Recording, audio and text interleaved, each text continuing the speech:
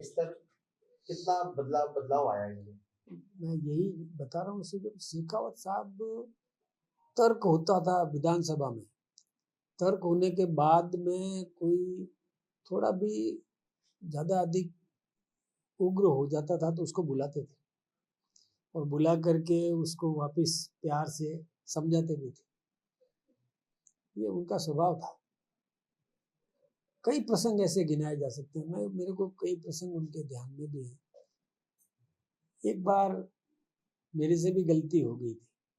मैं जिलाध्यक्ष था। हमारे उस समय की एक परंपरा थी कि जो लगातार 3 बैठकों में नहीं आता विधायक, तो उसको नोटिस चला जाता था। तो हमारे स्टाफ ने भी गलती से एक चिट्ठी भेज दी। उसको ध्यान नहीं रहा कि शेखावत साहब तो मुख्यमंत्री हैं, उनको ये चिट्ठी कैसे जाए। चिट्ठी वापस गई, लेकिन वहाँ से वापस पत्र आया।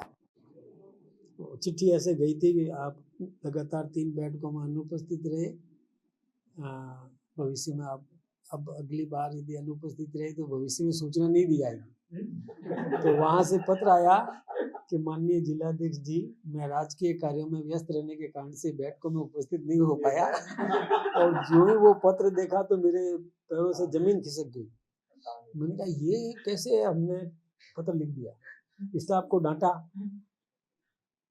कि ये पत्र कैसे के साथ रूटीन में चला गया, साहब माफी चाहूँ। लेकिन बड़प्पन देखिए उस महान व्यक्ति का। वो महान थे वास्तव में। डांट नहीं पिलाई, लेकिन हमको सीख ये दे दी कि पढ़ करके फिर दस्तखत करो और फिर चिट्ठी भेजो। यूं ही मत भेज दो रूटीन में कि सबके चले जाए। मतलब ऐसे कई दृष्टांत हैं। एक दृष्टांत है, एक हमारे यहाँ प्रोफेसर केदार थे। आप जानते हो प्रोफेसर केदार गृह मंत्री रहे राजस्थान में।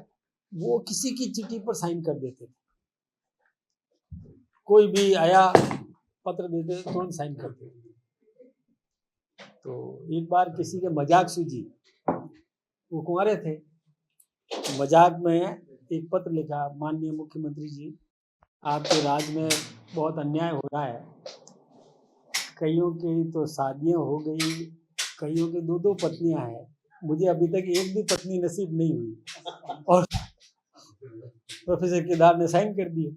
साइन करके और जब चिट्ठी शेखावत साहब के पास गई तो शेखावत साहब ने मंत्रिमंडल की बैठक में रखा ये विषय। भाई एक विभाग तो हमने बनाया ही नहीं।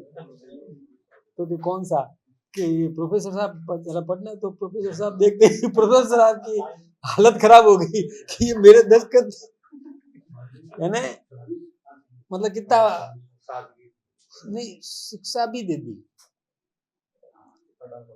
कि बिना पढ़े साइन नहीं कर देंगे, रूटीन नहीं बनाए। प्रत्येक विषय में सीख देने को। हमारे यहाँ जब वो 2 बार पाली से विधायक रहे तो सौभाग्य ऐसा कि दोनों बार ही मैं जिलाध्यक्ष था पाली का। शेखावत साहब का व्यक्तित्व वास्तव में बहुत महान था। उन्होंने हमारे पंडित दीनदयाल उपाध्याय जी के जो दिशा निर्देशन थे कि अंतिम छोर के व्यक्ति को किस प्रकार से मजबूत किया जाए, उस दिशा में उन्होंने बहुत अनुकरणीय काम किया। शेखावत साहब ने अंत्योदय योजना उन्होंने चालू करी। यही नहीं, समाज के पिछड़े वर्ग को या अनुसूचित जाति जनजाति वर्ग को भी राजनीति में आरक्षण उन्होंने किया। पंचायतों में, नगर निकायों में आरक्षण देने का काम, रिजर्व उनके लिए सीटें करने का काम भी हमारे यहाँ राजस्थान में सबसे पहले शेखावत साहब ने किया। हमारे अनाज योजना, जो काम के बदले अनाज योजना भी उन्होंने शुरू की। इसके साथ ही शेखावत साहब का व्यक्तित्व ऐसा रहा कि अजात शत्रु कहलाते थे वो। उनका कोई दुश्मन नहीं था। और उस समय कई ऐसे दृष्टांत गिनाए जा सकते हैं कि राजनीति में जो प्रबल विरोधी थे, मिर्जा परिवार के लोग, उनके परिवार में भी कोई ऐसी घटना हो गई थी तो उन्होंने सारी शक्ति लगाकर उनकी मदद करने का काम किया। यानी राजनीति में विरोध हो सकता है लेकिन कटुता नहीं, व्यक्तिगत वैमनस्य नहीं पैदा होने दिया। और यही कारण है कि जब वो उपराष्ट्रपति के चुनाव में खड़े हुए थे तो जितनी निर्धारित या जो हमारे पास जितनी शक्ति थी उससे अधिक वोट उनको प्राप्त हुए। कई विरोधियों ने भी उनका साथ दिया। केंद्रीय नेतृत्व से लेकर और पूरे हिंदुस्तान भर में उनकी ख्याति रही। हमारे राष्ट्रीय उपराष्ट्रपति भी बने।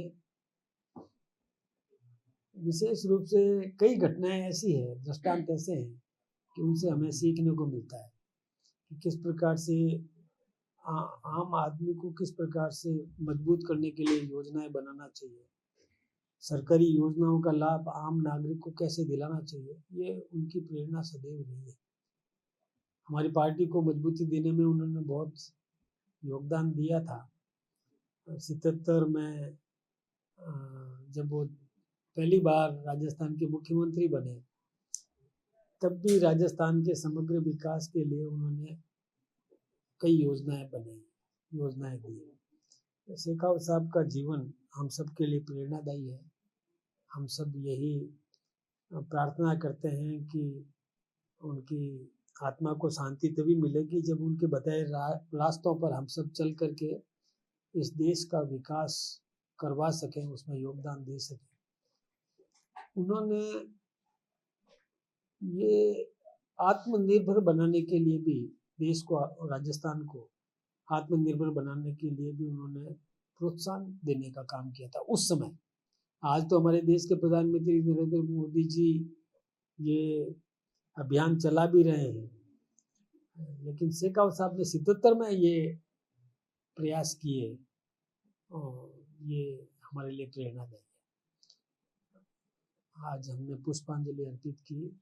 ईश्वर से प्रार्थना करते हैं कि उनको अपने चरणों में स्थान दे और परिजनों को और हम सब इष्ट मित्र को वियोग सहने की शक्ति दे।